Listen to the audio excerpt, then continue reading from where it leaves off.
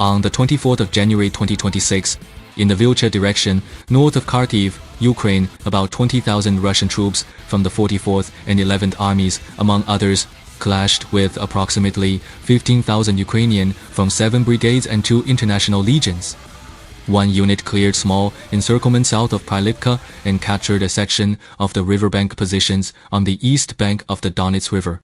Advancing about 2 square kilometers, another unit advanced towards the dense forest west of the Donets River, making progress of about half a square kilometer near Staritsia village, although the Russian Ministry of Defense, according to reports from the Western Group, claimed to have occupied the village.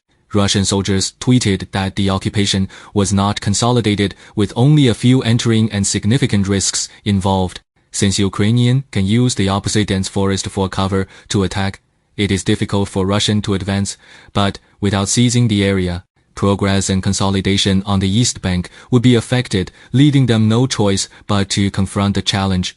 Ukrainian, utilizing Western advanced intelligence, reconnaissance, strike systems, and drones, have adopted dispersed holding and layered deep defense measures, with only 1 or 2 soldiers stationed at each point, forming a combined point and area defense system that hinders significant advances by Russian armored units, forcing them to rely on infiltration attacks by assault teams.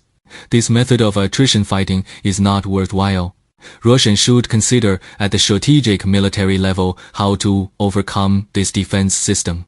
In the direction of Siversk, in the northeast of Donetsk, the Russian 3rd Army Group and the 106th Airborne Assault Division, with about more than 9 brigades totaling 30,000 soldiers, fought against around more than 7 Ukrainian brigades with 15,000 soldiers.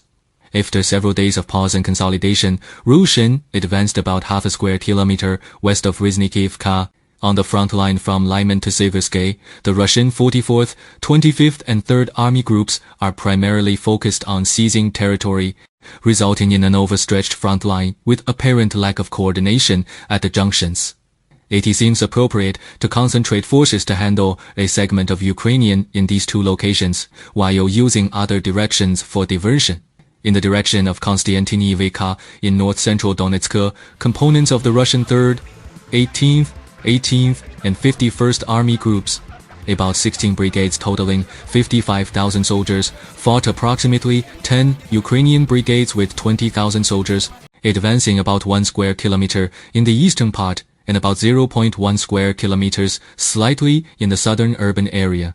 In this direction, it is recommended to utilize force and artillery superiority, first cutting off the Ukrainian supply lines north of Konstyantynivka to deplete their resources before urban combat, currently only used as a diversion.